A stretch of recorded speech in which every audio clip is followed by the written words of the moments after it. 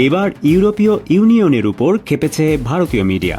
ভারত পাকিস্তানের মধ্যে সাম্প্রতিক পরিস্থিতিতে ভারতীয় মিডিয়া প্রতিবারের মতো এবারও পাকিস্তানের ওপর দোষ চাপিয়ে আসছে।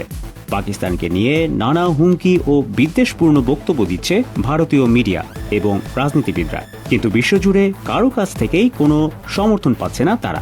ঠিক এই কারণেই ইউরোপীয় ইউনিয়নের ওপর ক্ষেপেছে তারা। ভারতের বিভিন্ন কথিত বিশেষজ্ঞদের উল্লেখ করে ইন্ডিয়া টুডে বলছে, ইউক্রেন রাশিয়া সংকটের সময় ইউরোপীয় ইউনিয়ন যেমন শক্ত অবস্থান নিয়েছে, ভারত পাকিস্তান সংকটে তারা তত কঠিন অবস্থান নিচ্ছে না।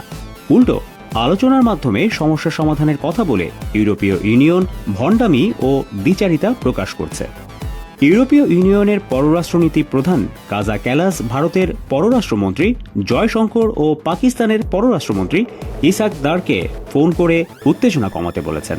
তিনি বলেন, আমি উভয় পক্ষকে সংযম প্রদর্শন এবং পরিস্থিতি শান্ত করার জন্য সংলাপের আহ্বান জানিয়েছি।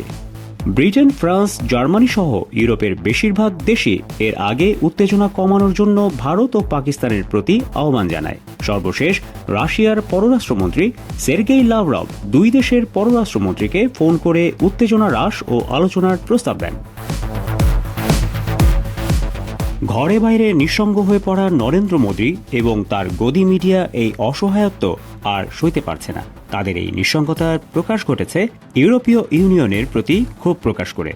ইন্ডিয়া টুডে ইউরোপীয় ইউনিয়নের অবস্থানকে বলেছে ভণ্ডামি, আর হিন্দুস্তান টাইম বলছে কাজা ক্যালাসের মন্তব্যের জেরে ভারতীয় বিশেষজ্ঞরা ইউরোপীয় ইউনিয়নকে চপেটাঘাত করেছেন।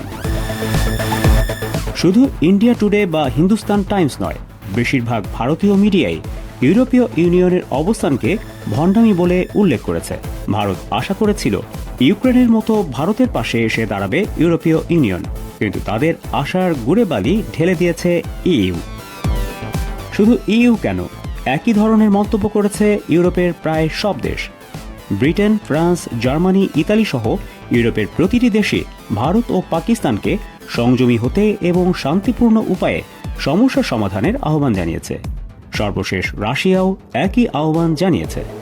চীন পাকিস্তানের পক্ষে থাকার আশ্বাস দিলেও সংকট সমাধানে সংযমের আহ্বান জানিয়েছে। একই অবস্থান মার্কিন যুক্তরাষ্ট্রেরও। গতকাল জাতিসংঘ মহাসচিবও ভিডিও বার্তায় উভয় দেশকে উত্তেজনা কমিয়ে শান্তির পথ বেছে নিতে বলেছেন। শান্তির জন্য জাতিসংঘ উদ্যোগ নিতে প্রস্তুত বলেও জানিয়েছেন তিনি। বিশ্বজুড়ে কোনো পক্ষ থেকে সমর্থন না পেয়ে হতাশ হয়ে পড়েছে ভারতীয় মিডিয়া এবং রাজনীতিবিদরা, এবং তাদের সেই হতাশার প্রকাশ দেখা যাচ্ছে তাদের মন্তব্য, সংবাদ ও প্রতিবেদনে।